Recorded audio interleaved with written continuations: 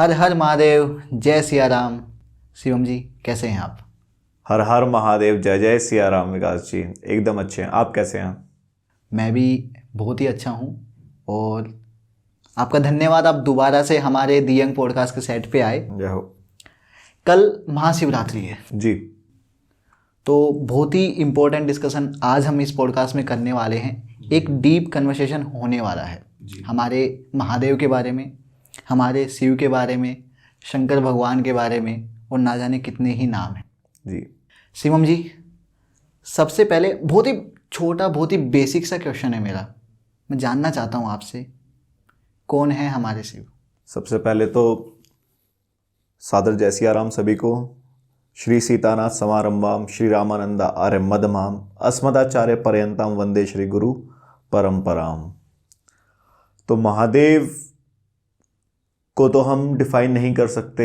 एक छोटी सी वंदना है कि कर्पूर गौरम करुणावतारम संसार सारम भुजगेंद्रहारम सदा वसंतम हृदयारविंदे भवम भवानी सहितम नमामि। कर्पूर गौरम, जिनका रूप सबसे श्वेत है, जो सबसे सुंदर हैं। करुणावतारम, जो करुणा के सागर हैं। संसार सारम, पूरे संसार के पालन करता है, सृजन करता है, संहार करता है। वही महादेव हैं, वही शिव हैं, वही शंकर हैं, वही रुद्र अवतार श्री हनुमान जी महाराज भी वही हैं। तो सादर हर हर महादेव उन्हीं को। ये छोटा सा एक इंट्रो है हमारी तरफ से, हालांकि हम उन्हें डिफाइन नहीं कर सकते। शिवम जी, शिव भगवान और शंकर भगवान, मैंने सुना है कि इनमें थोड़ा सा फर्क है, ये दोनों अलग हैं। कैसे अलग है, मैं आपसे जानना चाहता हूँ। देखिए, भेद कुछ नहीं है दोनों में। शंकर और शिव एक ही हैं, वही रुद्र हैं। बस आज हम जो भी रेफरेंस यहाँ पे लेंगे वो शिव महापुराण, कुछ महाभारत की श्लोक हैं श्रुतियों से, और कुछ संतों की वाणी, उनसे ही हम यहाँ रेफरेंस लेंगे। तो शिव और शंकर एक ही हैं, रुद्र भी उनके ही अवतार हैं। लेकिन संतों ने भी जो बताया है और जो हमने भी अध्ययन किया है, तो शिव जो हैं वो शंकर के रुद्र अवतार हैं। शंकर एक हैं जो कि शिवलोक में वास करते हैं, इस ब्रह्मांड से बहुत ऊपर। शंकर एक हैं और उन्हीं के एक रुद्र अवतार हैं कौन? शिव। उन्हीं के रुद्र अवतार हैं कौन? शिव, जो कि हमारे यहाँ पे कैलाश पे जो विहार करते हैं, जो कैलाश पे रहते हैं माँ पार्वती के साथ। माँ पार्वती कौन? जगदम्बा आदि शक्ति जो हैं, वो भी ऊपर शिवलोक में ही रहती हैं शंकर भगवान के साथ में। तो उन्हीं का ही एक अवतार यहाँ पे कौन? माँ पार्वती के रूप में है, जिनकी हम आराधना करते हैं, जिन्हें हम कैलाश पर्वत में ढूंढते हैं, देखने की कोशिश करते हैं। सारे ज्योतिर्लिंगों में हम उनका जो रूप है, स्वरूप है, उसे देखने की जो कोशिश करते हैं, जो पूछते हैं, तो वो शिव हैं। और शंकर एक हैं, सारे ब्रह्मांड के जो परम पिता परमेश्वर हैं, पर ब्रह्म परमेश्वर हैं, वही शंकर हैं जो शिवलोक में रहते हैं। उनके शिवलोक के साथ में ही जो गौलोक है, जहां पे शंकर भगवान की गायें रहती हैं, वो गौलोक किसका है? वही गौलोक है हमारे मुरलीधर कृष्ण कन्हैया का। उसके साथ में ही साकेत धाम है। साकेत धाम किसका है? श्री राम का, जहां पे वो रहते हैं। तो इन तीनों में, दोनों में कोई भेद नहीं है, कोई भेद नहीं है किसी में। शिव ही शंकर समान है और शंकर ही राम के समान है, विष्णु समान है। जी शिवम जी, एक और बात यहाँ पे आती है, जब भी हम शंकर भगवान को देखते हैं, शिव भगवान को देखते हैं, तो उनका जो स्वरूप है ना, वो ऐसे दिखाया गया है जैसे उनकी बड़ी बड़ी जटाएं हैं। जटाओं में से गंगा बह रही है, जटाओं में ही चंद्रमा भी विराजमान है, गले में वासुकी नाग हैं, और पता नहीं क्या क्या। मैं आपसे जानना चाहता हूँ कि क्या है भगवान शिव का स्वरूप? देखिए विकास जी, शंकर भगवान का स्वरूप कैसा है हम और आप तो वर्णित कर नहीं सकते। हालांकि उस पे जो स्तुतियां लिखी हैं, श्लोक लिखे हैं, जैसे अभी हमने बताया था कि कर्पूर गौरम करुणावतारम संसार सारम भुजगेंद्रहारम सदा वसंतम हृदयारविंदे भवम भवानी सहितम नमामि। चलत कुंडलम भ्रूसुनेत्रम विशालम, जो चलते हैं, जिनके कानों में कुंडल हैं, बड़े बड़े नेत्र हैं, विशाल नेत्र हैं। और शंकर भगवान का स्वरूप कैसा? कर्पूर गौरम, एकदम श्वेत वर्ण के हैं। सारे देवों में सारे भगवानों में सब में अगर सबसे सुंदर कोई है तो वो है हमारे महादेव शंकर, वो है हमारे शिव। शिव वही सबसे सुंदर हैं, सबसे सुंदर, जिनका सबसे श्वेत शरीर है, सुनहरे उनके जटाएं हैं, रुएं हैं, और उन रुओं से सिर्फ राम राम की ध्वनि आती है, तो वो सबसे सुंदर हैं। गले में उनके वासुकी नाग है, लंबी लंबी जटाएं हैं, और वो जटाएं क्या हैं? ऋचाएं हैं, वेदों की ऋचाएं हैं, शास्त्रों की ऋचाएं, श्लोक हैं शास्त्रों के। उनके शरीर से हमेशा शास्त्रों का पठन पाठन, वेदों का गायन, ये सब उनके शरीर से सुनाई देता है। चंद्रमा है, चंद्रमा की भी कहानी है कि उन्होंने उनके ललाट पे जो चंद्रमा है उसकी क्या कहानी है, कैसे चंद्रमा को दक्ष प्रजापति का श्राप लगा था और वो मूर्छित हो गए थे। तब से भगवान शंकर उनको अपने सिर पे धारण करते हैं, जो कि अद्भुत है। ऐसा संसार में किसी देवी देवता, भगवान के सर पे मुकुट आपने देखे होंगे, लेकिन चंद्रमा को स्वयं जो अपने ललाट पे, अपने मस्तक पे रखते हैं, वो हमारे देवादिदेव महादेव हैं, शंकर हैं। जटा से गंगा बहती है, कितना अद्भुत स्वरूप है कि जटा से गंगा बहती है। हम सब जाते हैं गंगा जी में, नहाते हैं, स्नान करते हैं, पवित्र करते हैं, लेकिन जिनकी जटा से ही गंगा निकल रही है, जैसे कि हर की पैड़ी में आपने देखा होगा, गंगा जी वहां पे आते हैं, सब वहां पे अपना स्नान करते हैं। बड़ा ही अद्भुत शरीर है महादेव का। अब आप इसी बात से अंदाजा लगा सकते हैं कि उनका मुकुट स्वयं चंद्रमा है जी। इससे बड़ी बात क्या होगी? जी बिल्कुल जी। एक और चीज़ हमें देखने को मिलती है कि वो भस्म लगाते हैं। रुद्राक्ष को भगवान शिव से संबंधित बताया जाता है जी। थोड़ा सा मैं जानना चाहूँगा कि क्या संबंध है भगवान शिव का भस्म से और रुद्राक्ष से? देखिए, पुराणों में बताया गया है कि भस्म जो है भगवान शिव को अति प्रिय है। भस्म का श्रृंगार करने से जो शरीर का एक साइंटिफिक रीज़न ये भी है कि भस्म से जो श्रृंगार होता है, जो सबसे ज़्यादा पवित्र माना जाता है, गाय के गोबर के जो उपले होते हैं उनको जलाने के बाद जो भस्म बनती है, राख बनती है, उसका श्रृंगार करते हैं तो शरीर पवित्र हो जाता है। एक तो आत्मा पवित्र होती है, दूसरा साइंटिफिक रीज़न ये भी होता है कि जो इधर उधर के बैक्टीरिया होते हैं वो पास नहीं आते, कोई ऐसी नेगेटिव एनर्जी नहीं आती है। भस्म का त्रिपुंड लगाना चाहिए, जिसका बहुत बहुत बहुत कोटि कोटि पुण्य मिलता है, पुराणों में भी ऐसा वर्णित है। और वही महादेव हमारे धारण करते हैं, वही महादेव धारण करके तो अपनी बारात में चले गए थे, जिन्हें देख के सब डर गए थे। रुद्राक्ष का एक जो प्रमाण मिलता है, रुद्राक्ष शंकर भगवान को बहुत प्रिय है। शिव प्रियतमो यज्ञो रुद्राक्ष पर पावन, दर्शनात् स्पर्शनात् जाग्यत सर्व पाप हर स्मतः। रुद्राक्ष के दर्शन मात्र से, और यह परम पावन है, इसके दर्शन मात्र से जो इसे धारण करता है उसके कोटि कोटि जन्म के जो पाप होते हैं वो खत्म हो जाते हैं, समाप्त हो जाते हैं। जो शंकर भगवान के उपासक हैं उनके लिए त्रिपुंड धारण करना, भस्म लगाना, उसी भस्म से त्रिपुंड लगाना और रुद्राक्ष धारण करना अति पावन है और करना भी चाहिए। शास्त्रों में भी लिखा है, बिना इसके उनका जीवन सफल नहीं होता। जो भी व्यक्ति बिना रुद्राक्ष धारण किए हुए, बिना त्रिपुंड लगाए हुए अगर भोजन भी पाता है, या फिर अगर वो ऐसे रहता है और अपने आप को शिव भक्त कहलाता है, तो वो असल में शिव भक्त नहीं है।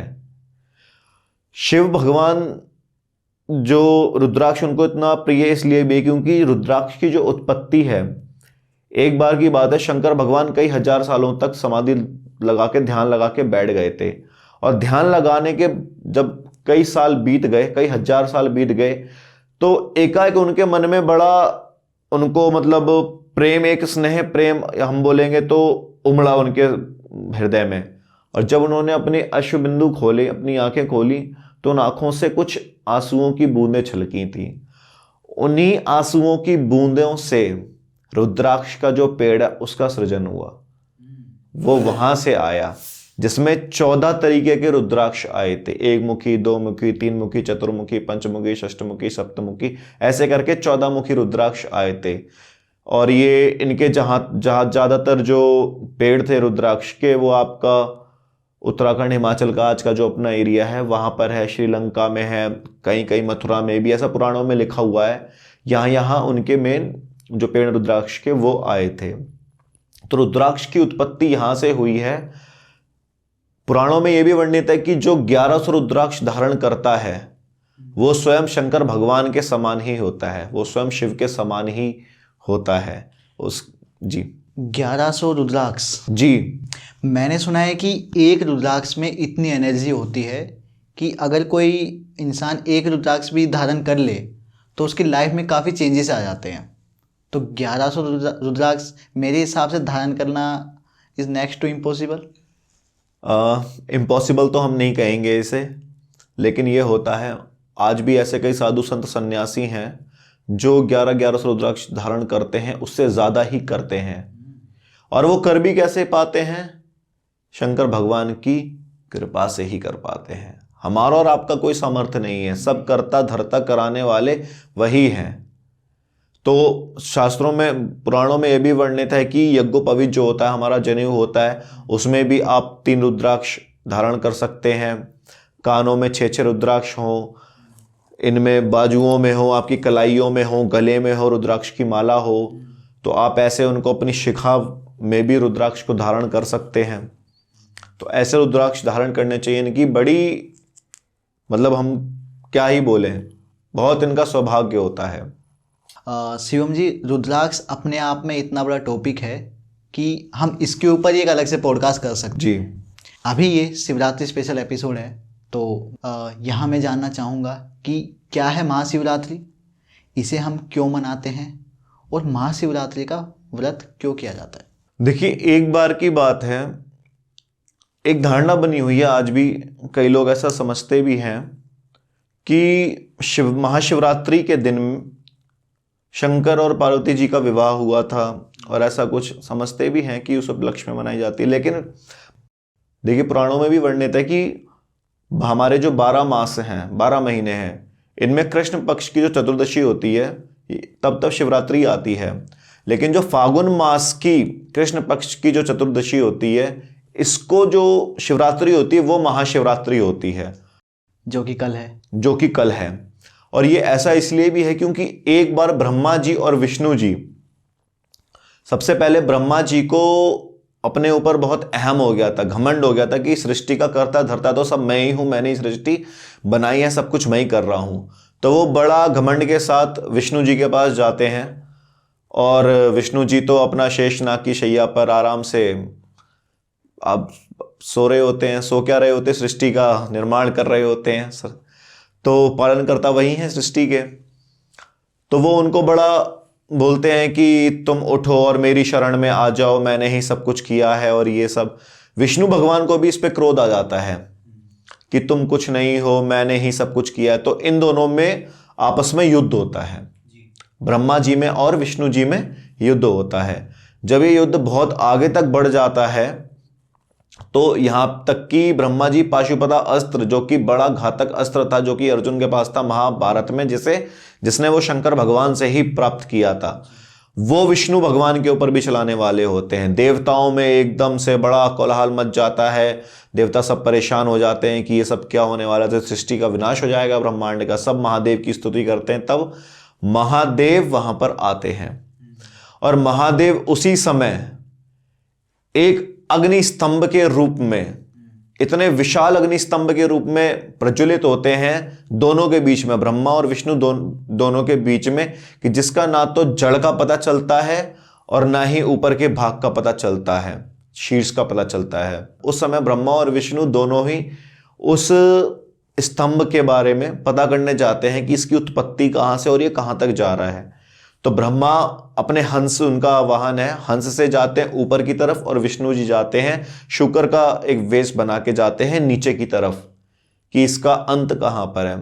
विष्णु जी को तो पता चल जाता है कि इसका अंत नहीं है, तो विष्णु भगवान तो अपना मस्तक नवाते हैं और भगवान की स्तुति अपने मन ही मन में करने लगते हैं महादेव की। लेकिन ब्रह्मा जी जब जा रहे होते हैं तो ऊपर एक केतकी का फूल होता है, केतकी के वृक्ष होते हैं, तो उन केतकी के वृक्षों से कह देते हैं कि तुम बोल देना कि हाँ तुमने ही पता लगाया है इसके अंत का, इस स्तंभ के अंत का। ऐसा, लेकिन वो पता नहीं लगा पाते, वो वापस आते हैं। उसी समय महादेव भी प्रकट होते हैं।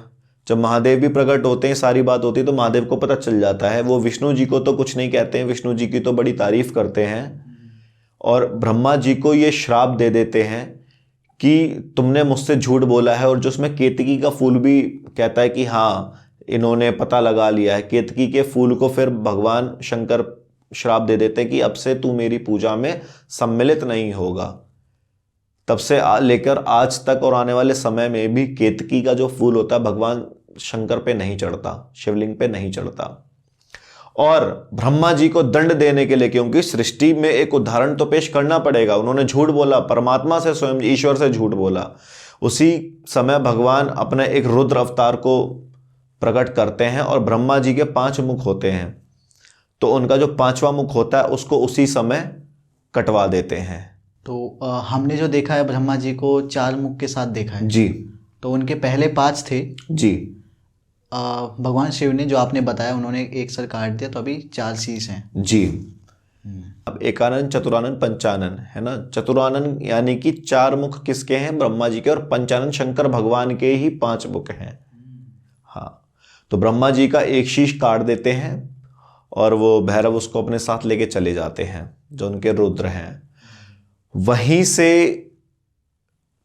दोनों ब्रह्मा जी और विष्णु जी शंकर भगवान की स्तुति गाते हैं, ब्रह्मा जी क्षमामी मांगते हैं, और वहीं से उनको शंकर भगवान की नाना प्रकार के स्तुतियां गाते हैं, उनकी नाना प्रकार के, उनको बिठा के उनका श्रृंगार करते हैं, जैसे हार, नुपुर, कपूर, कीरट, कुंडल, चंदन, यज्ञोपवीत, ये 11 तरीके के जो फलदायक सामान होते हैं, चीज़ें होती हैं, पीतांबर, ये सब उनको देते हैं शंकर भगवान को, उनका पूजन करते हैं। और इसी सबसे शंकर भगवान जब बहुत प्रसन्न होते हैं तो वो कहते हैं कि आज इस दिन को महाशिवरात्रि के रूप में मनाया जाएगा, और जो भी महाशिवरात्रि का व्रत करेगा वो पूरे वर्ष में जो व्रत करेगा उसका फल एक दिन महाशिवरात्रि का व्रत करने से मिलेगा।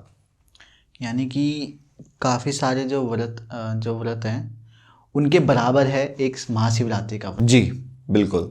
भगवान शिव की जब भी हम पूजा करते हैं, भगवान शिव की जब भी हम पूजा करते हैं तो हमारे सामने एक शिवलिंग होता है। जी। मैं यहाँ पे ये भी जानना चाहूँगा कि शिवलिंग की उत्पत्ति कहाँ से हुई, उनको क्यों भगवान शिव से जोड़ा जाता है? जी देखिए, जब ये स्तंभ प्रकट हुआ था, जब शंकर भगवान की पूजा, आराधना, अर्चन जब करा था ब्रह्मा विष्णु जी ने और सारे देवों ने, उसी समय वही स्तंभ छोटे आकार में हो गया, और शंकर भगवान ने कहा था कि यही अब से मेरा स्वरूप है, निराकार रूप जो मेरा होगा यही होगा। निराकार ओमकार मूलम तुरीयम, जो मेरा मूल रूप है वो तो है ही, लेकिन जो मेरा निराकार रूप है शिवलिंग, शिवलिंग के रूप में ही अब मैं पूजा जाऊंगा, और इसी के ही रूप में मेरी पूजा की जाए। तो शिवलिंग की उत्पत्ति वहां से हुई, शिवलिंग की उत्पत्ति वहां से हुई, और तब से लेके आज तक शिवलिंग की पूजा होती है। एक जो भ्रांति बनी हुई है समाज में कि शिवलिंग जो है वो भगवान शिव का लिंग है, हालांकि ये पूरी सृष्टि लिंग से ही है। एक है लिंग और एक होती है योनि। पुरुष का लिंग होता है और महिला की होती है योनि। सृष्टि उसी से ही है, लेकिन यहां पे शिवलिंग का मतलब ये शंकर भगवान का वो लिंग नहीं है। शिवलिंग का मतलब है शंकर भगवान का जो एक पार्ट, हम जिसको बोलेंगे इंग्लिश में एक हिस्सा, एक उनका अतिप्रिय हिस्सा है, या फिर उनका ही एक निराकार स्वरूप है। भाई साकार स्वरूप में तो वो स्वयं भगवान शंकर हैं, और निराकार स्वरूप में वो एक शिवलिंग के रूप में है। तो तब से शिवलिंग की पूजा होती है। उसके साथ में कि शंकर भगवान जो हैं वही एकमात्र ऐसे भगवान हैं जिनकी 2 स्वरूप में पूजा होती है, एक उनके साकार रूप में और एक निराकार रूप यानी कि शिवलिंग के रूप में। और किसी देवी देवता या फिर भगवान की जो पूजा है, जो उनका असल में रूप है, साक्षात जो रूप है, उसी का ही हम चित्र या मूर्ति बना के या ध्यान करके पूजा करते हैं। लेकिन शंकर भगवान का तो हम शिवलिंग के रूप में भी कर सकते हैं। और यहां तक कि पुराणों में यह भी वर्णित है कि वो शिवालय शंकरहीन है, शिवालय है ही नहीं जहां पे शिवलिंग की स्थापना ना हो। वो मंदिर नहीं जहां पे शिवलिंग ना हो, शंकर भगवान की प्रतिमा हो ना हो, लेकिन शिवलिंग का होना अवश्य है। यानी कि एक जो भगवान शिव का जो स्वरूप है, यानी उनकी मूर्त होगी, जी एक होगा शिवलिंग। हैं तो दोनों ही भगवान शिव, जी लेकिन शिवलिंग का अपना एक अलग इम्पोर्टेंस है, एक अलग एक महत्व है। जी जी। इसी सब के बीच में मैं ये जानना चाहता हूँ, शिवलिंग पे हमने देखा है कि उन पे जल चढ़ाया जाता है, जी। तो इसका कारण कहीं ये तो नहीं कि भगवान शिव के कई रुद्र अवतार हुए तो उनको शीलता प्रदान करने के लिए डाला जाता हो, ऐसा है? देखिए, इसमें कई कहानियां हैं, लेकिन एक जो मूलभूत कहानी और जो मूलभूत बात हमें पता चलती है, ऐसा संत भी कहते हैं। शंकर भगवान कौन है? शंकर भगवान के गले में हमें हलाहल विष है। शंकर भगवान कौन है? शंकर भगवान के गले में हलाहल विष विराजता है। शंकर भगवान वास कहाँ करते हैं? कैलाश में। शंकर भगवान शिव जो हैं वो कैलाश में वास करते हैं। कैलाश का तापमान कैसा है? शीतल, शीतल ठंडा, है ना। उसके साथ में एक मान्यता ये भी है कि जितनी बार हम शंकर भगवान को जल चढ़ाते हैं उतनी बार शंकर भगवान शीतल होते हैं। और वो शीतल तो हैं ही, लेकिन हम अपना एक अपनी श्रद्धा प्रकट करते हैं। आप सारे देवी देवताओं को हम कुछ ना कुछ नैवेद्य हो गए, फल फूल हो गए, सब चढ़ाते हैं, लेकिन एक शंकर भगवान ही एकमात्र ऐसे देवादिदेव महादेव भगवान हैं जिन्हें आप सिर्फ जल मात्र चढ़ाने से प्रसन्न कर सकते हैं, क्योंकि उन्होंने तो अपने पास कुछ रखा ही नहीं, है ना। आप उन्हें जल चढ़ाकर भी मतलब प्रसन्न कर सकते हैं। और ये भी कहते हैं कि जितनी बार उन पर जल चढ़ता है तो उनका जो यहाँ पे विष है कंठ में वो शांत होता है। हालांकि वो तो परमेश्वर है, उन्हें तो कुछ नहीं होगा, लेकिन फिर भी एक ये मान्यता है। जी। काफ़ी लोग ऐसे हैं जो जल नहीं, जो दूध चढ़ाते हैं। जी।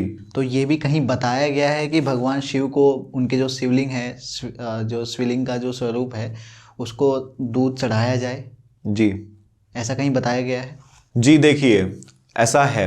शंकर भगवान को दूध भी किस लिए चढ़ाया जाता है? भाई, दूध की जो तासीर होती है वो ठंडी होती है, तो ये उसी से ही कोरिलेट है, ठंडी शीतलता प्रदान करने के लिए।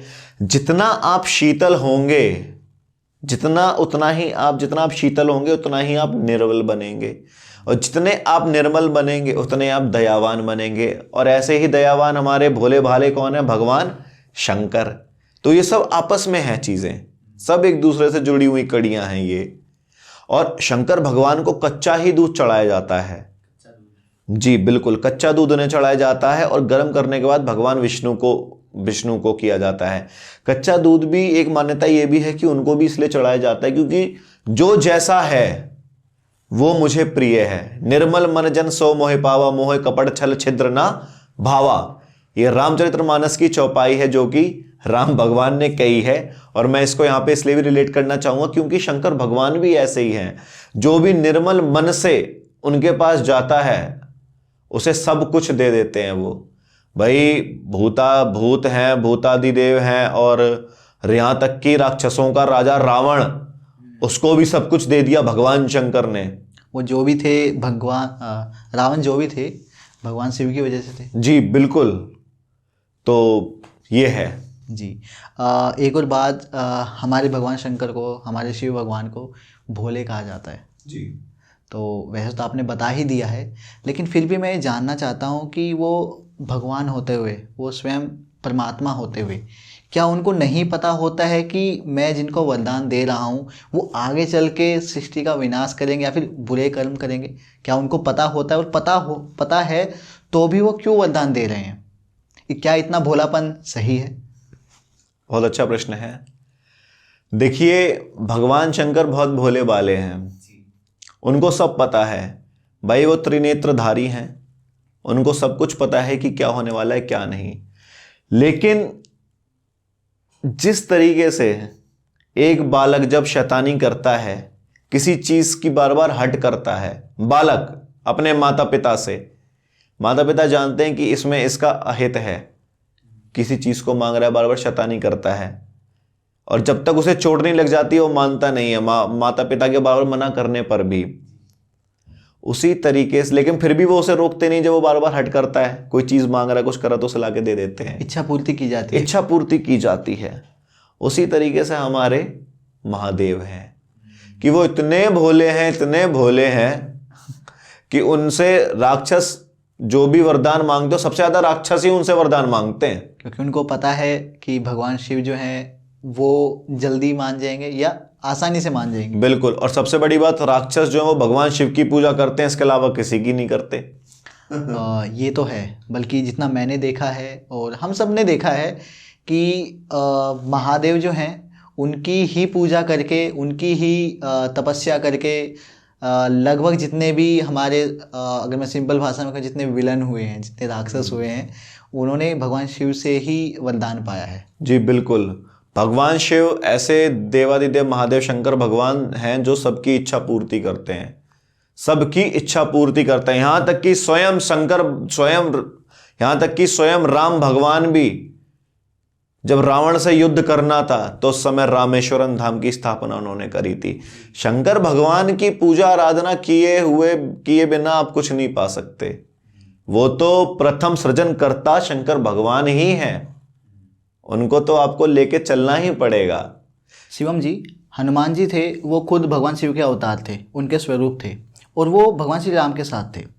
लेकिन जब हम देखते हैं, जब भगवान राम को समुद्र पार करना था तो उन्होंने खुद एक शिवलिंग बनाया और भगवान शिव की स्तुति की। मैं यहाँ पे ये जानना चाहता हूँ, जब उनका भगवान श्री राम के साथ हनुमान जी स्वयं थे, शिव जी के स्वरूप, फिर भी उन्हें शिव जी से प्रार्थना करनी पड़ी। जी बिल्कुल। देखिए, बिना शंकर भगवान की प्रार्थना किए हुए, बिना शिवलिंग की पूजा किए हुए आपको कुछ नहीं मिल सकता।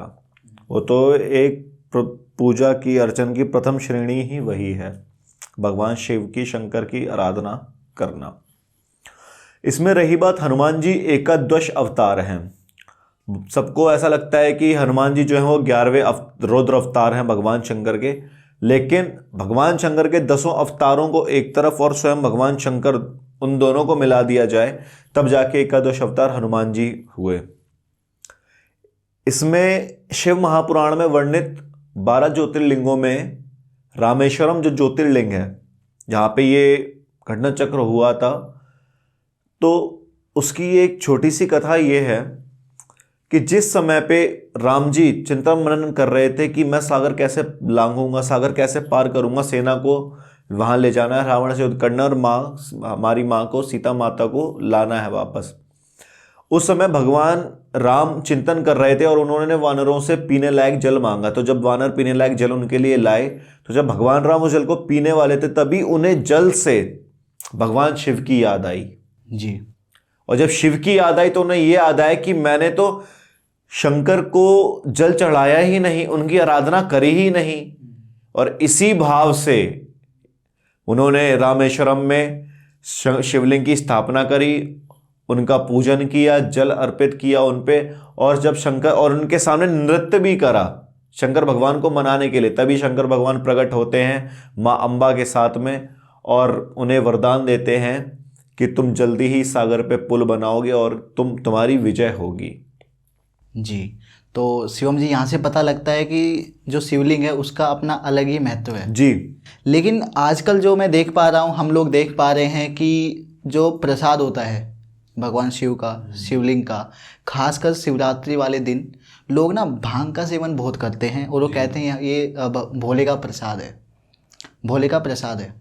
मैं जानना चाहता हूँ कि क्या सच में भगवान शिव भांग पीते थे या फिर उनका प्रसाद भांग है?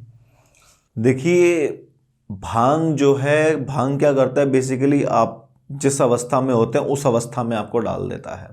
जी।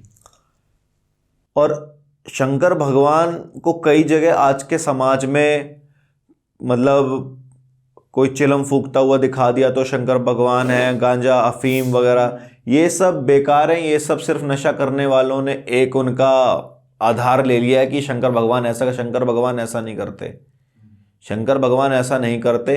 रही बात भांग की, तो भांग का प्याला भी अगर शंकर भगवान ने कभी पिया है या लेते भी हैं, तो वो लेके भी भगवान स्वयं राम के ध्यान में लीन हो जाते हैं। जिस समय पे भगवान ने 87,000 80,000 वर्षों की जो समाधियां लगाते थे, तो वो एक एक बारी में समाधि लगा के स्वयं भगवान श्री राम के ध्यान में लीन हो जाते थे।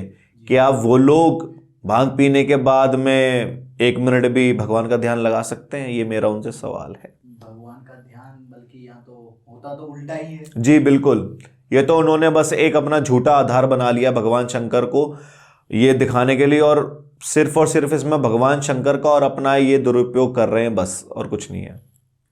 जी, तो ये एक जस्ट एक बहाना है। बिल्कुल जी, इसके अलावा हमने बात की यहाँ पे शिव जी के एक स्वरूप हनुमान जी की। इसके अलावा भगवान शिव के काफ़ी सारे स्वरूप हैं, कुछ रुद्र रूप हैं। इनमें से एक आता है अर्धनारेश्वर जी।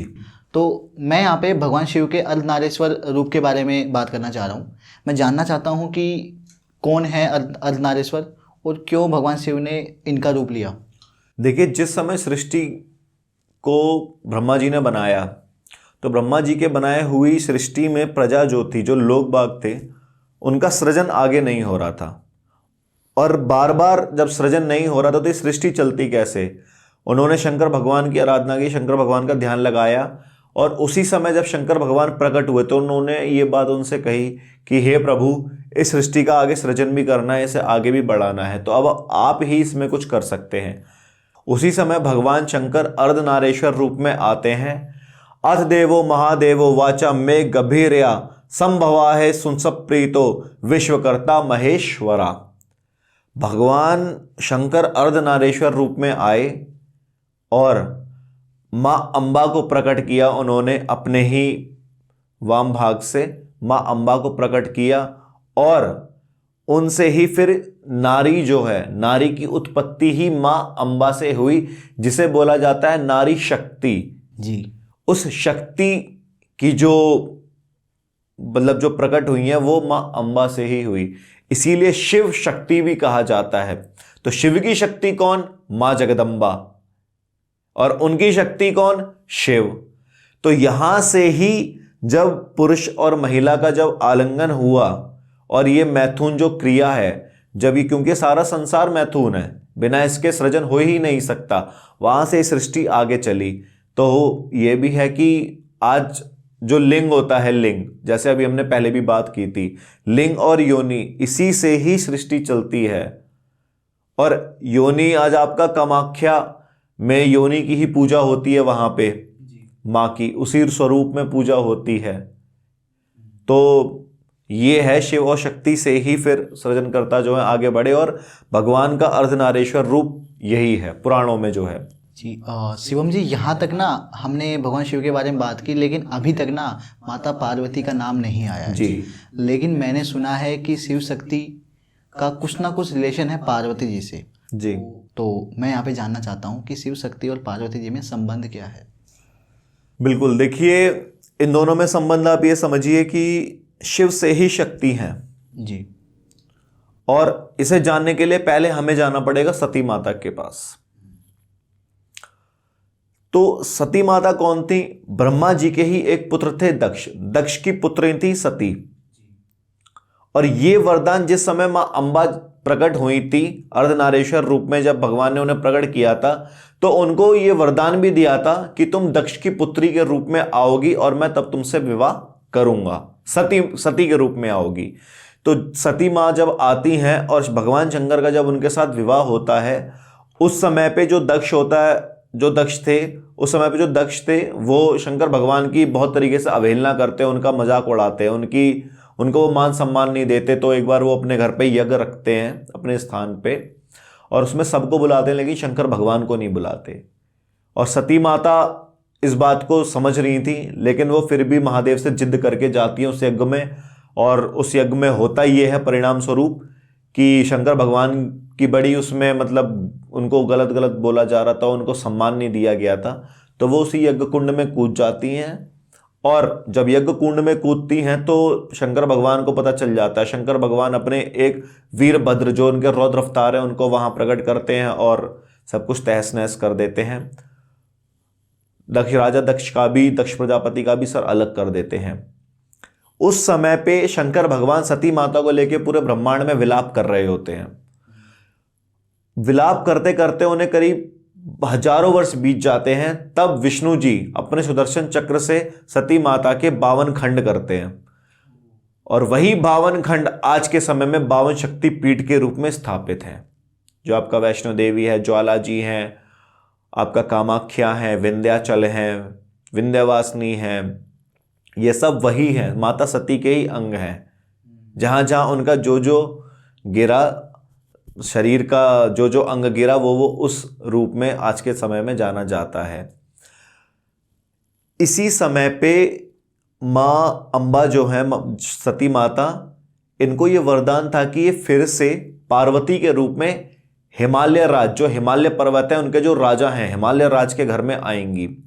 वो वहाँ पार्वती जी के रूप में आती हैं और कई हजार वर्षों तक तपस्या करती हैं। उनके गुरु होते हैं नारद मुनि। नारद मुनि उन्हें बताते भी हैं कि आप शंकर भगवान के लिए हैं और आप कैसे उन्हें पाएं। वो बहुत पहले तो अपनी तपस्या करती हैं, अन्न छोड़ती हैं, जल छोड़ती हैं, फिर सिर्फ बेलपत्र लेके रहती हैं, फिर वायु जो है वायु पे रहती हैं, उसका भी त्याग करती हैं। तो बहुत कठिन हठ योग करती हैं और उस हठ योग से भगवान महादेव को प्रसन्न करती हैं और उनका विवाह संपन्न होता है। तो जिस समय उनका विवाह संपन्न होता है उस समय मतलब शिव ही शंभुगन करहि सिंगारा, जटा मुकुट अहि मोर संवारा, कुंडल कंकन पहिरे ब्याला, तन विभूषित पट के हरि छाला। तो ये सब जब शंकर भगवान का उनके साथ विवाह होता है तब जाके वो एक पूर्ण स्वरूप होता है शंकर भगवान का और पार्वती जी का। जब भी शिवम जी प्रेम की बात आती है हमारे सनातन धर्म के ग्रंथों में, तो शिव पार्वती का नाम हमेशा उसमें रहता है। प्रेम की बात आती है, त्याग की बात आती है, तपस्या की बात आती है, तो इनका नाम जरूर रहता है। उसी में जब शिव पार्वती का विवाह होता है, हमारे भगवान शिव और पार्वती जी का विवाह होता है, तो वो जो दृश्य है उसका उल्लेख ना हमें काफ़ी अलग अलग जगह मिलता है।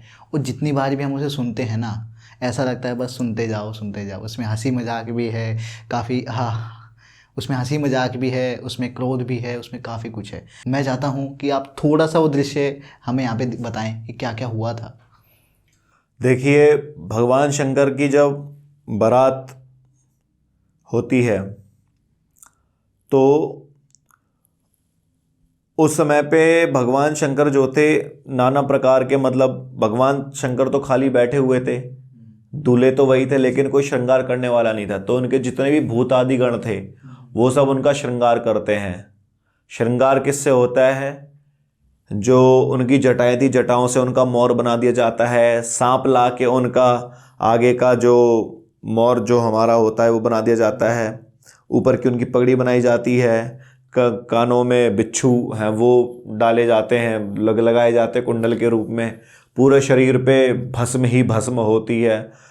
और सबसे बड़ी बात एक होता है कि जो भूत होते हैं वो भगवान शंकर के भूतगण जो होते हैं, मतलब उनके ही क्यों हैं। देखिए, भूतों को कोई नहीं चाहता हमारे पास आए। जिसे सबने त्यागा उसे महादेव ने अपनाया, इसीलिए उन्हें भोले कहा जाता है। इसीलिए उन्हें भोले कहा जाता है। जिसे सबने त्याग दिया उसे महादेव ने अपनाया। भाई, जो विशीले जीव हैं उन्हें कौन अपने साथ रखता है? कोई नहीं रखता, हमारे महादेव रखते हैं। लेकिन महादेव रखते हैं उन्हें, क्योंकि जिस समय समुद्र मंथन हुआ था, हलाहल विष महादेव ने पिया था। उस समय वही हलाहल विष को थोड़ा थोड़ा इन्हीं विशीले जो जीव जंतु हैं इन्होंने भी ग्रहण किया था, इनका भी सृजन हुआ था। तो वो बड़ा ही अद्भुत दृश्य था कि पूरे भूत सब एकदम, भूत पिशाच डाकनी शाकनी सब नाना प्रकार के भूत सब भगवान शंकर की बारात में गए थे। और हमारे महादेव कैसे लग रहे थे कि शशि ललाट सुंदर सिर गंगा नयन तीन उपबीत भुजंगा गरल कंठ और नर सिर माला। जिनके मस्तक पे चंद्रमा हो, गले में एकदम सुशोभित वासुकी नाग हो, उनका शरीर कैसा होगा। और महादेव तो वैसे ही इतने सुंदर हैं, इतने श्वेत वर्ण के हैं कि जिसकी कोई महिमा ही नहीं है। आजकल ना हमें काफ़ी ऐसे, मैं कहूँगा, गानों में सुनने को मिलता है कि जो पार्वती जी थी उन्होंने वो चाहती थी कि भगवान शिव उनसे विवाह करें, लेकिन भगवान शिव उनको समझाते हैं कि नहीं, आप मुझसे विवाह करोगे तो आपको कठिनाइयाँ होंगी, आप एक राजा की बेटी हैं। तो क्या ये सब भी हुआ था? देखिए, भगवान शंकर ने पार्वती जी को, सबसे पहले तो ये बात उन्होंने सती जी को समझाई थी। ये बात उन्हें सती जी को काफी रोका था। अब भगवान शंकर तो जानते, भगवान शंकर तो त्रिकालदर्शी हैं, उनके 3 नेत्र हैं, अभी हम उस पर भी आएंगे। तो उन्हें तो सब कुछ पता था कि आगे क्या होना है, इसलिए वो सती माता को रोक रहे थे। लेकिन पार्वती जी के साथ में ऐसा नहीं है, पार्वती जी तो अपने हठ योग से भगवान शंकर को पाना चाहती थी। और उसमें यह हुआ था कि भगवान शंकर जिस समय सती माता के वियोग में थे, उसके बाद वो समाधि लगा के बैठ गए थे। समाधि लगा के जब बैठ गए थे तो ताड़कासुर नाम का एक राक्षस था, उसने ब्रह्मा जी से वर मांगा था कि शिव शंकर भगवान के जो पुत्र होंगे उससे ही मेरा वध हो। और ऐसा होना नहीं था, क्योंकि शंकर भगवान की फिर साथ में कोई इनके शक्ति तो थी नहीं उस समय पे। तो इंद्र जो है वो कामदेव को भेजते हैं ताकि इनकी समाधि जो है उसको तोड़ा जाए और इनके अंदर काम वासना जगाई जाए। तो इंद्र जब अपने तीरों से, जो काम के तीर हैं, उनसे जब उन पर प्रहार करते हैं, तभी उसी समय भगवान शंकर का तीसरा जो नेत्र है वो खुल जाता है और काम को भस्म कर देता है। तो भगवान शिव के जो तीसरी आँख है जी, उसके बारे में ना काफ़ी बार बातें की गई हैं। ऐसा माना जाता है कि जब भी वो खुल जाएगी तो पूरी सृष्टि का विनाश हो जाएगा, ऐसा कहा जाता है। तो और भगवान शिव को ना तांडव करते हुए दिखाया गया है काफ़ी बार। तो क्या सच में भगवान शिव जब भी अपना तीसरा नेत्र खोल देंगे सब कुछ भस्म हो जाएगा, या फिर जब भी वो क्रोधित होते हैं सच में तांडव करते हैं वो? देखिए, भगवान शंकर का जो तीसरा नेत्र है वो खुलता है तो काम वासना को मारने के लिए खुलता है, ना कि सृष्टि का संहार करने के लिए। सृष्टि का संहार ऐसे ही नहीं, पापियों का संहार। और अगर समस्त सृष्टि पे जब पापी बढ़ जाएंगे तो सबका ही संहार हो, वो कर देगा तीसरा नेत्र। तीसरा नेत्र भगवान शंकर को मिला कहां से? एक समय की बात है कि श्रावण मास में, जो कि बहुत पवित्र मास होता है हमारे सनातन धर्म में, जिस समय शंकर भगवान की पूरे देश विदेश में एकदम उनकी पूजा अर्चना हो रही होती है। और उसी समय क्यों होती है? उसी समय जितने भी हमारे वनस्पतियां हैं सब उस टाइम पे आनंदित होते हैं, सब एकदम फूलते, नए नए कोमल फूल खुलते हैं, कलियां खिलती हैं, हरा भरा माहौल होता है। तो मतलब लगता है कि शंकर भगवान खुद प्रसन्नता के एक कितने निर्मल हैं, उसी के प्रतीक हैं। तो उस समय पे भगवान विष्णु और लक्ष्मी जी 108 कमल माला से और गंगा जल से डेली भगवान शंकर का अभिषेक करते थे, उनकी पूजा करते थे श्रावण मास में। डेली 108 कमल चढ़ा के, एक दिन जो आखिरी दिन था श्रावण मास का, भगवान शंकर ने लीला करी कि 108 कमल में से एक कमल गायब कर दिया। विष्णु भगवान ने लक्ष्मी जी को हर जगह भेजा कि एक और कमल ढूंढ के लाओ, लेकिन पूरी सृष्टि में, ब्रह्मांड में एक कमल नहीं मिला। उस समय जब भगवान विष्णु बड़े चिंतन में आ गए कि अब करें तो करें क्या, सारी पूजा का फल तो आज मिलना है, तब नारद मुनि भी प्रकट हुए। तो उन्होंने बोला कि भगवान आप तो कमल नयन हैं। बस इतना कहते ही भगवान समझ गए। शांताकारं भुजगशयनं पद्मनाभं सुरेश्वरं विश्वाधारं गगन सदृशं मेघवर्णं शुभांगं लक्ष्मीकांतं कमल नयनम योगी विद्रो नगम्यम वंदे विष्णु भवभय हरणम सर्वलोकैक नाथम। यानी विष्णु भगवान के जो नयन है वो क्या है? कमल के समान। उसी समय वो अपना एक नयन भगवान शंकर को चढ़ाते हैं और वही भगवान शंकर का त्रिनेत्र होता है। ओह, तो यहाँ से भगवान शिव को तीसरी आँख, तीसरा नेत्र मिला जी, यानी कि पहले नहीं था? पहले उनका होगा, लेकिन एक जो हमें बताया गया है, जो हमें पता चला कि वो कब आया, मतलब प्रादुर्भाव में उन्हें उससे हमने कब देखा, उसकी शक्ति तो जब देखी जब उनको क्रोध आया था कामदेव पर। लेकिन वो एक प्रकट होने की कथा ये भी है कि एक जो उनका तीसरा नेत्र है वो यहाँ से भी उनको मिला है, एक कथा ये भी है जो कि बहुत प्रचलित है। उसके साथ में आपने बात कही कि तांडव की। देखिए, भगवान शंकर ऐसे तांडव नहीं करते। एक उसमें जो तांडव स्रोत्र हैं, जटाटवी गल ज्वल प्रवाह पा विनस्थले गले वलम लंबिकाम भुजंग तुंग मालिकाम, ये रावण ने लिखा था। रावण ने ये शिव तांडव स्रोत ने लिखा था भगवान शंकर को प्रसन्न करने के लिए। इसी को सुनकर भगवान ने अपना नृत्य चालू किया था। मतलब नृत्य करने पे रावण ने भगवान को मजबूर कर दिया था।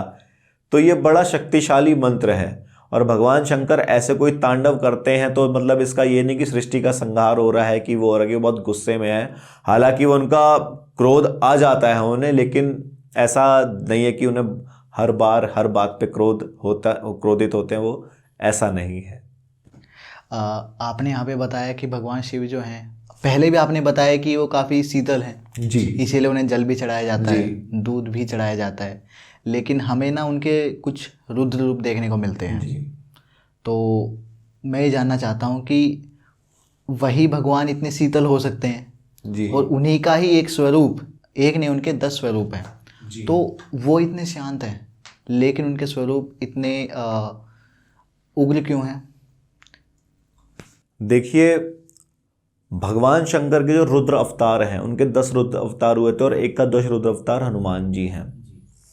वो उग्र हैं लेकिन वो परिस्थितियों के अनुसार उग्र हुए। जैसे कि आपका काल भैरव आए थे, तो उन्होंने, जैसे कि आपके काल भैरव आए थे, प्राकच पंकज जन्म मासो शसस्ते काल भैरव, तो उन्होंने क्या किया था कि ब्रह्मा जी का एक सर काट दिया था। और क्यों करा था? क्योंकि ब्रह्मा जी ने अपनी कुछ सीमाओं को उल्लंघन किया था, अपने अहम में काटा था। तो भगवान शंकर दंड देना भी जानते हैं, भगवान शंकर दंड देना भी जानते हैं। और इसी से काल भैरव को श्राप भी लगा था, ब्रह्म हत्या का भी। तो भगवान शंकर ने यह बोला था कि जो मेरी पुरी है, मेरी पुरी कौन? यानी कि काशी, जो कि प्रलय आने के बाद भी पूरे ब्रह्मांड में एक शहर, एक नगर जो नहीं डूबेगा, जहां प्रलय नहीं आएगी, वो है काशी। तुम काशी जाओ। और उसी समय एक कन्या को, जिसका नाम ब्रह्महत्या नाम था उस कन्या का, वो पीछे पीछे तक गई थी काल भैरव के। और जैसी काल भैरव वाराणसी में, जहाँ पे आज वो काशी है, वहाँ जब वो चले गए थे वहाँ पे उस नगरी के अंदर, तब उसी समय वो काल भैरव जो थे वो ब्रह्म हत्या से मुक्त हो गए थे। तो आज भी वहाँ के काशी के कोतवाल काल भैरव हैं। तो इनके जो अलग अलग रुद्र अवतार हुए, वो सब दंड देने के लिए हुए। इसीलिए जैसे हनुमान जी हैं जी, उनको माना जाता है कि वो भूत प्रेत से हमें सॉल्यूशन दिलाएंगे, हमें बचा लेंगे, क्योंकि वो भगवान शिव के ही एक स्वरूप हैं और जितने भी भूतगण होते हैं वो भगवान शिव को मानते हैं, केवल उन्हीं को मानते हैं। इसके अलावा ना काल भैरव की बात की जाती है, कालिका माँ की बात की जाती है। और कई बार ऐसा दिखाया गया है, कुछ फ़ोटोज़ मैंने देखी हैं जिसमें दिखाया जाता है कि जो कालिका माँ हैं, जो काली माँ हैं, उन्होंने अपने पैरों के नीचे भगवान शिव को रखा हुआ है। जी। तो वो मैं थोड़ा जानना चाहता हूँ कि वो क्या है, क्यों है? देखिए, हनुमान जी जो हैं वो भगवान शंकर के एकादश रुद्र अवतार हैं। भूत पिशाच निकट नहीं आवे, महावीर जब नाम सुनावे। तो जाहिर सी बात है, जब महावीर का नाम सुनाई देगा तो भूत पिशाच निकट आएंगे ही नहीं। पहली चीज, ये अपने अपने अवतार का एक अपना एक मतलब भी, एक अपनी क्वालिटी भी होती है ना। तो इसीलिए अब जब वो वानर स्वरूप में हैं, वहां पे हनुमान जी जब आए हैं, वो तो राम जी की सेवा में आए हैं। उनका मेन उद्देश्य राम जी की सेवा करना है, राम जी की और राम के जो भक्त हैं उनकी सेवा करना है। अब भाई जो भूत पिशाच हैं वो चलो शंकर भगवान के साथ रहेंगे, राम जी के पास तो टिक भी नहीं पाएंगे वो। तो वो राम जी के अगर भक्तों को परेशान करेंगे तो राम जी के सेवक कौन है? हनुमान जी। तो हनुमान जी भाई फिर अपनी गदा से उन्हें पीटेंगे भी, हालांकि उनके पास ही नहीं आते। और जो इसमें काली जी का एक स्वरूप आपने बताया है कि शंकर भगवान मतलब के ऊपर वो थी, तो जिस तरीके से शंकर भगवान के रुद्र अवतार हैं, भैरव हैं, काल भैरव हैं, उसी तरीके से माँ अम्बा के, शक्ति के, जगदम्बा के जो एक क्रोधित अवतार जिसे हम कह सकते हैं अगर, तो वो है माँ काली। जो दुष्टों को जो संहारती हैं वो माँ काली हैं। अभी हम कालका जी में ही बैठे हुए हैं न्यू दिल्ली में। जी बिल्कुल, माँ की असीम कृपा है कि हम थोड़ी सी अपनी इस टूटी फूटी वाणी से उनका थोड़ा सा गुणगान, ये शिव चर्चा चल रही है, कर पाए। देखिए, जैसा कि हमने भी बताया कि माँ काली जो हैं, जगत जननी जगदम्बा का ही रुद्र अवतार जो हैं वो माँ काली हैं, जो राक्षसों का संहार करती हैं।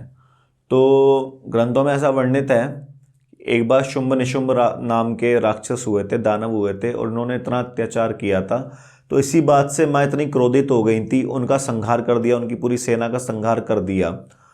उन्हें कोई रोक नहीं पा रहा था, उन्हें कोई भी रोक नहीं पा रहा था। क्यों? अपनी मृत्यु के भय से, कि अगर कोई सामने जाएगा रोकेगा तो वही मारा जाएगा। उस समय भगवान शंकर ने उनके सामने आके मतलब वहाँ लेट गए थे, और उन्होंने गलती से उनके ऊपर पैर रख दिया था, जिसका उन्हें तुरंत ही पश्चाताप हो गया था। तो इसके पीछे ये एक कहानी है, ये एक कथा है। तो इसके पीछे ये एक कथा है जो कि ऐसा बताया जाता है। शिवम जी, इसी बीच में मैं थोड़ा सा ना बात करना चाहता हूँ भगवान शिव और पार्वती जी के संबंध के बारे में, उनके प्रेम के बारे में, कि कैसे थे उनके संबंध। देखिए, कैसे थे नहीं, कैसे हैं, क्योंकि माँ जगदम्बा कौन है? अन्नपूर्णा है। माँ जो है वो अन्नपूर्णा है, और जगदम्बा का शंकर भगवान के साथ में शिव शक्ति, वो दोनों एक ही हैं। उनका संबंध, उनके जैसी शादी पूरे ब्रह्मांड में ना हुई है, ना हुई, उनके जैसी उनके जैसा विवाह पूरे ब्रह्मांड में ना हुआ था, ना हुआ है, ना ही होगा। वो दोनों एक दूसरे के पूरक हैं। अम्बा शिव के बिना कुछ नहीं है, और शिव अम्बा के, जगदम्बा के बिना कुछ नहीं है। एक बैल पे चलते हैं, नंदी पे चलते हैं, तो एक शेर पे सवार हैं, है ना। तो कितना ही अद्भुत है, बल्कि शेर का और उसका तो कॉम्बिनेशन भी नहीं है, गाय का मतलब नंदी जी का कोई कॉम्बिनेशन भी नहीं है, लेकिन फिर भी है। तो हम समझ सकते हैं कि जब उनके वाहन जो हैं उनमें इतना प्रेम है कि एक साथ मौजूद हैं, तो माँ में कितना और भगवान शंकर में कितना प्रेम होगा। ऐसा ही प्रेम आज के जो हमारी युवा पीढ़ी है उन्हें सीखना चाहिए। और रामायण के समय की बात है कि जिस समय माता सीता का विवाह होने जा रहा होता है, उसी समय, जैसे आज विवाह से पहले कुछ समय पहले मतलब हमारी जो बहनें वो 16 सोमवार का व्रत रखती हैं, शादी से पहले गौरी जी की पूजा करती हैं। तो 16 सोमवार का जो व्रत होता है शंकर भगवान जैसा वर पाने के लिए, हम सबको पता है, लेकिन असल में उसका जो महत्व क्या है, वो आराधना होती है गौरी माँ की, कि हमें शंकर भगवान जैसा ही वर मिले, जो इतना सीधा साधा हो, भोला भाला हो, इतना सुंदर हो। और ये प्रथा कहाँ से चालू हुई? जो हमारी दूसरी माता हैं, जगत जननी जगत हम ये हमारी, और ये प्रथा कहाँ से चालू हुई? जो हमारी माता हैं, कौन? सीता माता, वहाँ से। क्योंकि जब उनका स्वयंवर होने वाला था, भगवान राम, और वो तो भगवान है, उन्हें तो सब पता था, माँ को भी, वो भी आदि शक्ति हैं, उन्हें भी सब पता था, लेकिन फिर भी वो गौरी जी की, पार्वती जी की पूजा करती हैं, और उनकी वंदना में क्या कहते हैं कि जय जय गिरिवर राज किशोरी, जय महेश मुख चंद चकोरी, जय गज बदन षडानन माता, जगत जननी दामिनी दुत गाता। ये और भी काफ़ी बड़ी स्तुति है। ये स्तुति वो कहती हैं, इस स्तुति को जो कर लेता है वो जो पूरी दुर्गा सप्तशती है उसका ही फल पाता है। ये गौरी माँ की जब वो प्रार्थना करती हैं तब उनको जाके भगवान राम मिलते हैं। इसीलिए हमारी जो बहनें हैं वो भी व्रत करती हैं। तो यही कारण है सोमवार का व्रत करने का। जी, एक कारण ये भी है, और माँ इससे प्रसन्न होती है, तो हम समझ सकते हैं कि कितना प्रेम है भगवान शंकर और माँ पार्वती के बीच में, कि उनका इतना प्रेम है तो सीता राम है। तो प्रेम की व्याख्या तो खैर हम नहीं कर सकते उनकी। जी। इसके अलावा ना भगवान शिव से ना एक मंत्र है, महामृत्युंजय मंत्र, इनको जोड़ा जाता है, उनका क्या महत्व है? देखिए, शिव महापुराण के अनुसार और यजुर्वेद की शुक्ल यजुर्वेदीय रुष्टाध्यायी में जो हमारा ये मंत्र है, ओम त्र्यंबकम यजामहे सुगंधिम पुष्टि वर्धनम उर्वारुकमय बंधनम मृत्युर्मुक्षे हिमामृता। इस मंत्र में इतनी पावर है, इतनी एनर्जी है कि हम इसको व्याख्या क्या करें, लेकिन जो बताया गया है पुराणों में, कथाओं में, इस मंत्र को करने से किसी की अकाल मृत्यु नहीं होती। इस मंत्र को करने से किसी की अकाल मृत्यु नहीं होती है, यहां तक कि जिसकी मृत्यु अकाल लिखी भी होती है वो भी टल जाती है। बड़े से बड़ा मृत्यु का जो भय है, जो संकट है, वो इससे टल जाता है। तो आप रुद्राक्ष लेके महामृत्युंजय का जाप करें तो ये फलदायी होगा। भगवान शिव के पास त्रिशूल है, मैं थोड़ा सा त्रिशूल के बारे में जानना चाहता हूँ। देखिए, त्रिशूल जो भगवान शंकर का शस्त्र है, त्रिशूल जिसमें 3 शूल हैं, उन 3 शूल को आप 3, हमारे जो मुख्य भगवान हैं ब्रह्मा विष्णु महेश, वो भी 3 हैं, है ना। 3 काल हैं हमारे, भूत वर्तमान और भविष्य। 3 लोक हैं हमारे, आकाश लोक, भूलोक, पाताल लोक, है ना। तो ये 3 का जो जोड़ा है, ये सब त्रिशूल में ही समाहित है। यहाँ तक कि ये भी कहा जाता है कि जो काशी है वो भी त्रिशूल के ऊपर ही समाहित है। त्रिशूल की हम जहाँ तक बात करें तो भगवान शंकर के साथ में 3 गुण चलते हैं, रज, तम और सत। ये 3 गुण हैं और ये तीनों उसी शूल पर ही हैं। इन्हीं तीनों को मिला के वो शूल बना है। और एक कथा ये भी है कि ये जो त्रिशूल है, इसकी उत्पत्ति विश्वकर्मा जी ने भगवान सूर्य का जो तेज है उससे उत्पत्ति हुई है इसकी। तो ये भी अचूक है, जिस पे एक बार चल गया तो चल गया। शिवम जी, इसके अलावा मैं ये जानना चाहता हूँ, शिव भगवान रहते कहाँ हैं? कैलाश पर्वत पर? देखिए, शिव भगवान तो कैलाश पर्वत पे ही रहते हैं, उनका स्थान वहाँ पर है और समस्त प्राणियों के हृदय में और समस्त शिवलिंगों में भी वो वास करते हैं। हाँ, शंकर भगवान शिवलोक में रहते हैं। तो शिवलोक कहाँ है? ब्रह्मांड से जो सबसे ऊपर का लोक है वो शिवलोक है। और यहीं पे जो उनके एक रुद्र अवतार जो शिव हैं, जो उन्हीं का ही स्वरूप है, वो यहाँ पर रहते हैं हमारे और आपके लिए, हमारे और आपकी मनोकामनाओं को पूर्ण करने के लिए। शिव कैलाश पर्वत ही एक ऐसा वो स्थान है जहाँ पे आज तक कोई भी चढ़ नहीं पाया, कोई भी वहाँ चढ़ नहीं पाया। सिर्फ एक कथा आती है कि बौद्ध भिक्षु थे, वो चढ़ पाए थे, है ना। उनके अलावा और कोई वहाँ पे चढ़ नहीं पाया। वहाँ आज भी काफ़ी सारी रिसर्च हुई है जहाँ पे टाइम ट्रैवल की थ्योरीज आती हैं, एलियंस की थ्योरीज आती हैं। तो वो थ्योरीज आती हैं, सारा सब कुछ ठीक है, लेकिन हमारे पुराणों में, हमारे शास्त्रों में, वेदों में सब कुछ पता है कि भाई जो भगवान का निवास है वहाँ पे आप ऐसे तो पहुँच नहीं सकते। 7 चिरंजीवी हैं हमारे जी, जिनकी बात की जाती है। ऐसा कहा जाता है कि वो लोग भी कैलाश पर्वत पर ही विराजमान हैं। नहीं, ऐसा नहीं है कि वो 7 चिरंजीवी कैलाश पर्वत पर विराजमान हैं। वो लोग सब इधर उधर भ्रमण में हैं। उनमें से भ्रमण में जो हैं वो ज़्यादातर अश्वत्थामा हैं और वो भी शिव भक्त हैं। आज भी भारत के कुछ ऐसे प्राचीन मंदिर हैं जहाँ पे अश्वत्थामा आके जल चढ़ा देते हैं। देखा गया है जी, है ना। अश्वत्थामा आके सबसे पहले वहाँ पे पूजा करते हैं उनकी। तो कई मंदिरों में देखा गया था कि अश्वत्थामा के आज भी जल चढ़ा देते हैं। और एक महत्वपूर्ण या फिर इंटरेस्टिंग बात हमें यहाँ पे देखने को मिलती है कि जो हमारे 7 चिरंजीवी हैं, उनमें से कई सारे चिरंजीवियों का सीधा संबंध भगवान शिव से है। जैसे सबसे पहले लें भगवान परशुराम, उनके गुरु कौन? भगवान शिव, उनके गुरु भगवान शिव। हनुमान जी किसके रुद्र अवतार? एकादश रुद्र अवतार भगवान शिव के। विभीषण का भाई कौन? रावण, रावण के गुरु कौन? भगवान शिव। अश्वत्थामा, अश्वत्थामा के पिताजी और उनके जो गुरु थे, अश्वत्थामा के पिताजी द्रोणाचार्य, द्रोणाचार्य के जो गुरु थे वो कौन? भगवान शिव। तो भगवान शिव का जिस पे आशीर्वाद रहता है वो अमर हो ही जाता है किसी ना किसी रूप में।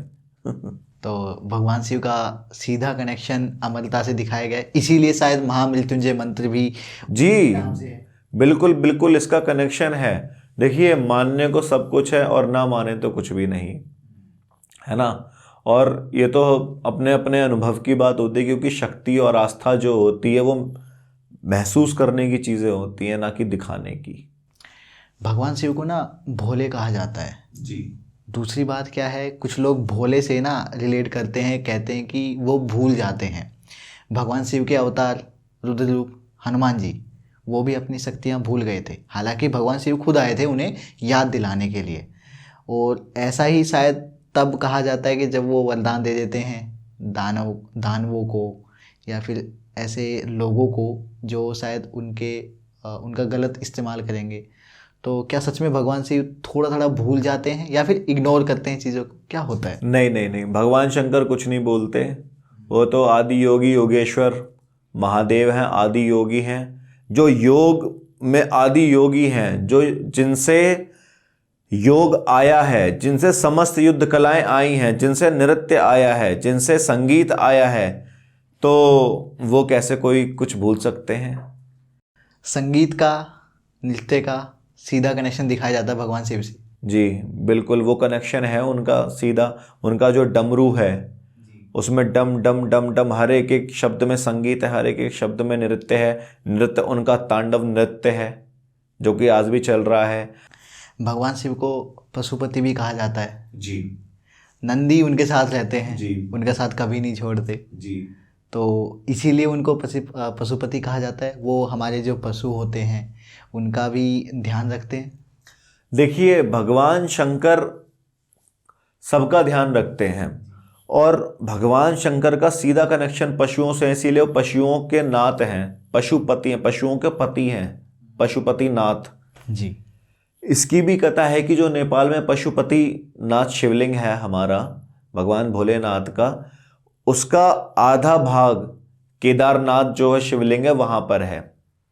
वो एक नंदी के स्वरूप में, जिस समय पे पांचों पांडव केदारनाथ धाम में थे, तो वहाँ पे नंदी के रूप में भगवान शिव आए थे, जिसे पकड़ने के लिए भीम जी पीछे से भागे थे, उनकी पूंछ पकड़ ली थी। तो उनका जो कुबड़ जो बैल के ऊपर का निकला हुआ होता है वो केदारनाथ में ही था, वो पाषाण का बन गया और उनका मुंह पशुपतिनाथ नेपाल में निकला था। तो ये भी रिलेशन है। दूसरा, उनके साथ जो नंदी रहते हैं, भाई नंदी उनके गण हैं, नंदी उनकी सवारी हैं। माँ की सवारी शेर है, गणेश भगवान की सवारी मूषक है, कार्तिकेय जी की सवारी मोर है। तो उनका तो सबके साथ कनेक्शन था। स्वयं भगवान शिव वानर रूप में आए भगवान राम की सेवा में। भगवान राम ने किसी इंसान को, किसी मनुष्य को नहीं बुलाया था अपनी सेना में। उनकी पूरी सेना में कौन थे? पशु थे। उनकी पूरी सेना में पशु ही थे। तो इससे हमें क्या पता चलता है कि चाहे हमारे भगवान शिव हो, चाहे हमारे भगवान राम हो, वो तो इन जो हमारे पशु हैं, जो कि जिन्हें हम दीन मानते हैं, दीनहीन मानते हैं, जो बेजुबान हैं, उनके पति हैं, उनके नाथ हैं। तो क्यों ना हम इनकी भी रिस्पेक्ट किया करें। ये जितनी भी अहिंसा हो रही है आज के समय में पशुओं के साथ में सबसे ज़्यादा, क्यों? इसीलिए सृष्टि का सब उथल पुथल इसीलिए मची हुई है। भगवान शिव को गॉड ऑफ डिस्ट्रक्शन कहा जाता है। भगवान शिव को गॉड ऑफ डिस्ट्रक्शन कहा जाता है कि वो संहार करता है, लेकिन असल में वो रचयिता भी हैं, सृष्टि के सृजनकर्ता भी हैं और संहार करता भी हैं। और संहार करता ये टर्म जब यूज़ हम कर सकते हैं जब सृष्टि पे पाप बढ़ेगा। जितना ज़्यादा पाप बढ़ेगा और जब भी पृथ्वी कांपेगी, जब पाप नहीं सह पाएगी, तब इस सृष्टि का विनाश नहीं, सृष्टि पे जो पापी हैं उनका विनाश होगा। भक्त का कभी विनाश नहीं होगा। तो वो जो विनाश है वो पापियों का है। जी बिल्कुल, विनाश हर उस जगह का है जहां पाप हो रहा है, विनाश हर उस व्यक्ति का है जो पाप कर रहा है, जो गलत आचरण में लिप्त है, उसका विनाश है। उसके लिए भगवान शंकर है, क्योंकि जिसे कोई नहीं अपनाता उसे भगवान ने, शंकर ने अपनाया। भूतों को कोई नहीं अपनाता, भगवान ने भूतों को अपनाया। लेकिन भगवान शंकर भी जिसे नहीं अपनाएंगे फिर उसे अपनाएगा कौन? तो वो पापी। हमारे जो महादेव हैं, भगवान शिव हैं, वो काफ़ी, मैं कहूँगा, इमोशनल भी हैं। जी। जैसा आपने बताया, सती जी जब अग्निकुंड में कूदी थी, उसके बाद भगवान शिव एकदम, उसके बाद भगवान शिव विलाप करने लगे थे। जी जी जी वियोग में यहाँ वहाँ भाग रहे थे। जी तो भगवान होकर भी वो वियोग में डूब जाते हैं। जी। उसके बाद पार्वती जी के साथ में प्रेम की जो परिभाषा उन्होंने दी है, उसके साथ साथ पशुओं के साथ वो इतना कनेक्टेड रहते हैं। जी देव देवों के साथ भी हैं, दानवों के साथ भी हैं, भूतों के साथ भी हैं। भगवान शिव सबके साथ हैं। भगवान शिव सबके साथ हैं। देव, दानव, नर, असुर, नाग, किन्नर, गंधर्व, मनुष्य, सबके साथ भगवान शिव हैं। भगवान शिव सब में ही है। शिव तत्व सब में ही समाया हुआ है। शिव तत्व, भाई रामचरितमानस में भगवान राम ने क्या कहा? भाई रामचरितमानस में भी एक चौपाई है, शिव मम द्रोही दास कहावा सो नर मोहि सपने नहीं भावा। जो शंकर का द्रोही है वो दास मेरा कभी नहीं हो सकता। भगवान राम ने ये बात कही है। और मैं एक चीज़ यहाँ पे बताना चाहूँगा कि अगर आपको भगवान राम को पाना है, क्योंकि राम नाम ही सत्य है, भगवान राम को आपको पाना है, और उस जहाज पे राम नाम का जो जहाज है जो आपको लेके जाएगा, तो जिस तरीके से हमें बाहर की यात्रा करनी होती है, हमें जाना होता है, हमारा पासपोर्ट वीज़ा बनता है, उस पासपोर्ट वीज़ा पे राम नाम के जहाज में बैठने के लिए जो पासपोर्ट है हमारा, उस पासपोर्ट के अधिकारी कौन है? भगवान भोले शंकर। जब तक उनकी आज्ञा नहीं होगी तब तक आप राम नाम के जहाज पे नहीं चढ़ सकते। स्वयं भगवान महादेव ने ही रामचरितमानस का निर्माण किया। शिवम जी, कल महाशिवरात्रि वाले दिन सभी लोग व्रत करने वाले हैं, कुछ लोग भांग का सेवन करने वाले हैं, और भी तरह तरह की चीज़ें हैं। मैं ये जानना चाहता हूँ, भगवान शिव को पाने के लिए क्या ये सब चीज़ें काफ़ी हैं? देखिए, भगवान शिव को पाना है अगर आपको, तो सबसे पहले तो शिव तत्व को समझना होगा। शिव तत्व क्या, कि शिव हैं कौन, शिव को पसंद क्या है, उनकी रिचुअल्स क्या हैं, उनकी फॉलोइंग्स क्या है, कि आपको किस पथ पे जाना होगा। भगवान शिव पुराण में, शिव महापुराण में भी ये वर्णित है कि जिसके ललाट पे त्रिपुंड नहीं है, चिता भस्म नहीं है, रुद्राक्ष नहीं है, गले में कंठी नहीं रुद्राक्ष की, कैसे पा सकता है। इसमें जो राम जी को मानने वाले वैष्णव हैं, जो उर्धपुंड लगाते हैं, जैसे हमने लगाया हुआ है अभी, यहाँ पर हम तिलक की बात कर रहे हैं, जो भगवान शिव का त्रिपुंड होता है। जी जी, तो क्या त्रिपुंडधारी नहीं पा सकते? नहीं, ऐसा नहीं है। सबसे पहले तो भगवान शिव को जो मानते हैं उनको भगवान शिव के जैसा अपने आप को बनाना पड़ेगा। उनकी जो फॉलोइंग्स हैं, जैसे कहते हैं ना कि अगर आप किसी महकमे में, अगर आप पुलिस में भर्ती हो रहे हैं तो पुलिस की वर्दी पहननी पड़ती है, सबसे पहले उसकी तैयारी करनी पड़ती है जी। तो ऐसे ही आपको भगवान शिव को पाना है तो उनके नियम जो है उनको फॉलो करना पड़ेगा। हमेशा ललाट पे, आपके मस्तक पे त्रिपुंड होना चाहिए, रुद्राक्ष आपके गले में कंठी माला होनी चाहिए, और उनका जो पंचाक्षर मंत्र है, षडाक्षर मंत्र है, वो हमेशा उसका जप होना चाहिए। आप गुरु दीक्षित होने चाहिए शंकर भगवान के मंत्र से जी। और जो ऊर्ध्वपुंडधारी हैं, जैसे हमने ऊर्ध्वपुंड लगाया है, तो हम भी और सब शंकर भगवान को पा सकते हैं। देखिए, इसमें एक चीज़ बताना चाहूँगा कि जो त्रिपुंड है, त्रिपुंड वो एक तरीके से राम जी के जो आयुध होते हैं, धनुष बाण, उसका एक तरीके से प्रतीक होता है। उसमें 3 रेखाएं होती हैं, हमें दिखाई देती हैं, और ऐसे ही हम अगर धनुष को भी देखें तो थोड़ा सा हमें वो 3 रेखाएं दिखती हैं। वो राम जी के आयुध शंकर भगवान के फॉलोअर्स लगाते हैं, और शंकर भगवान का जो त्रिशूल होता है जो अभी हमने मस्तक पे लगा रखा है, ये राम जी को जो मानते हैं वो लगाते हैं। तो शिव ही राम में समाये हैं और राम ही शिव में समाये हुए हैं।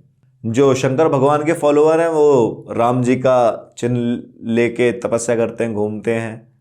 तो ये दोनों ही एक ही हैं जी। तो इसे पाने के लिए पहले तो आप शंकर भगवान की आराधना करिए, उनका मंत्र जपिए, और साथ के साथ कुछ हो सके ना हो सके, एक लोटा जल भगवान शंकर को, आदि योगी महादेव भगवान शिव शंकर शंभू को जरूर चढ़ाना चाहिए। एक लोटा जल हमेशा उन्हें चढ़ाना चाहिए, और हमेशा राम नाम का सुमरन हो आपके मन में, ओम नमः शिवाय इसका सुमरन हो, और हमेशा शंकर भगवान को रामचरितमानस की कुछ चौपाइयाँ जरूर सुनाइए। शंकर भगवान हमेशा इससे बहुत प्रसन्न होते हैं। शिवम जी, जैसे मैं हूँ, मैं तिलकधारी नहीं हूँ जी, मैं ब्राह्मण भी नहीं हूँ, तो क्या मैं भगवान शिव की कृपा प्राप्ति नहीं कर सकता? जी बिल्कुल कर सकते हैं आप, क्यों नहीं कर सकते। देखिए, तिलक अब आज के समाज में लोग लगाते नहीं हैं, लेकिन मैं आपको इसका बताना चाहूँगा, हमारे शास्त्रों में, वेदों में, पुराणों में इसका बहुत महत्व है। आपने हाईवे पे सरकारी पेड़ देखे, हाईवे के दोनों तरफ पेड़ देखे जिन पे कुछ निशान होते हैं, या कहीं जंगल में वन में जाते हैं तो कुछ पेड़ों पे निशान लगे हुए होते हैं सरकार के द्वारा कि काटना मना है, दंडनीय अपराध है। देखे होंगे, सबने देखे होंगे। उसी तरीके से जिसके मस्तक पर तिलक है वो भगवान का दास है, भगवान का पार्षद है। अब ढोंगियों की इसमें बात नहीं करेंगे हम, जो सच में हैं। तो जब यमराज भी आएगा उन्हें लेने, पहली बात तो ऐसे ऊर्ध्वपुंडधारी त्रिपुंडधारियों की अकाल मृत्यु नहीं होती है। अगर कभी मृत्यु होती तो इन्हें कभी काल लेने नहीं आता, इन्हें स्वयं भगवान के दूत और भगवान ही इन्हें लेने आते हैं। तो मस्तक पे तिलक तो सबके ही होना चाहिए, और इसमें जरूरी नहीं होता कि ब्राह्मण जो नहीं है वो पूजा नहीं, ऐसा कुछ नहीं है। ये सब बेकार की बातें हैं। भाई सब आए कहाँ से हैं? चार वर्ण हमारे जो आए हैं वो आए कहाँ से हैं? वो भगवान से ही तो आए हैं। ब्राह्मण क्षत्रिय वैश्य शूद्र, है ना। शूद्र कौन है? भगवान के जो चरण हैं वो हैं, है ना, जिन्हें हम पकड़ते हैं। भगवान के चरण को ही तो हम पकड़ते हैं, है ना। उसके बाद वैश्य आपका ये उधर आ गया। ये कौन है? भगवान का जो पेट है, जो इधर का इतना हिस्सा है, ये है नारायण का। क्षत्रिय भगवान के बाहुबल हैं, ये बाजू में जो है भगवान की ये हैं। और ब्राह्मण कौन है? भगवान का मुख है। तो ये तो चारों, ये तो बस अपने कर्म के अनुसार वर्णित हुए थे। अब आज के समाज में ये जन्म के अनुसार होने लगे, तो अब वो प्रथा चल रही है। लेकिन ऐसा कुछ नहीं, भगवान को सब कोई पा सकता है, सब कोई। जिसके अंदर भी भगवान की अलग जगी है, राम नाम की, शिव नाम की, जगदम्बे नाम की, वो सब भगवान को पा सकते हैं। आपको मैं एक बात बताना चाहूँगा, आपने साधु संत सन्यासी देखे होंगे, क्या उनकी कोई जाति होती है? वो जाति उनकी जब तक होती है जब तक वो सन्यासी या साधु संत नहीं होते। लेकिन वो जैसे ही साधु संत सन्यासी महात्मा बनते हैं, जैसे ही वो साधु संत सन्यासी महात्मा बनते हैं, तो जात ना पूछे साधु की, पूछ लीजो ज्ञान। तो आपकी जाति तो तभी खत्म हो जाती है। तो हमारे संत समाज में जब जाति नहीं है, ये तो हमारे और आपके बीच में एक चल रही है चीजें। लेकिन ये भगवान को पाने में अगर आप इसका सहारा लें तो ये बेकार है। तो साधु की जाति नहीं होती है? बिल्कुल नहीं होती, साधु की कोई जाति नहीं होती, उनका ज्ञान होता है। जी। शिवम जी, कहा जाता है ओम नमः शिवाय जी। इसमें ना जो ओम है वो हम भगवान शिव से जोड़ते हैं।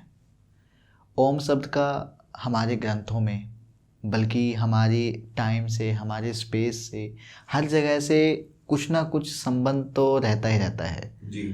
तो ओम जो शब्द है उसकी क्या, वो कितना महत्वपूर्ण? देखिए, ओम शब्द जो है भगवान शंकर के द्वारा ही उच्चारित मंत्र है। ओम, पूरी सृष्टि, पूरा ब्रह्मांड इसी में ही समाया हुआ है, ओम में ही।